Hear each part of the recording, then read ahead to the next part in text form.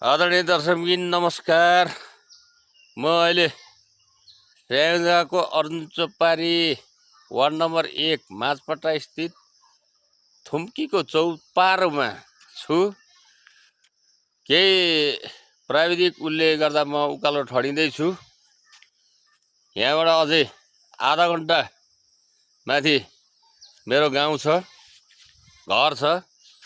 यो थुम्कीको चौतारो हिजोको दिनमा हामीले परालका भारी लिएर आउँदा पनि बिसाउने चौतारो थियो।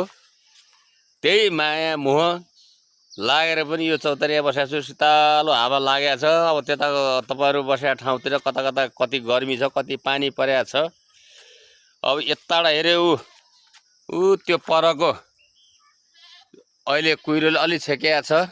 त्यो तामाङको जुरो बनिन्छ, त्यहाँ तामा खानी भयङ्कर छ। तर राज्यले त्यो ठाउँमा पुग्न सकेको छैन। गर्मी त्यस्तै छ, पसिना बढी आउँछ।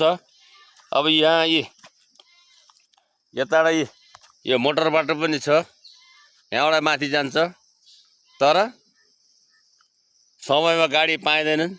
त्यो गाडी कुर्नुभन्दा हिँड्नु नै बेस हुन्छ भनेर हिँडिरहेको छु। म अझै राम्रा रमाइला दृश्यहरू अर्को भिडियोहरूमा देखाउनु छु है।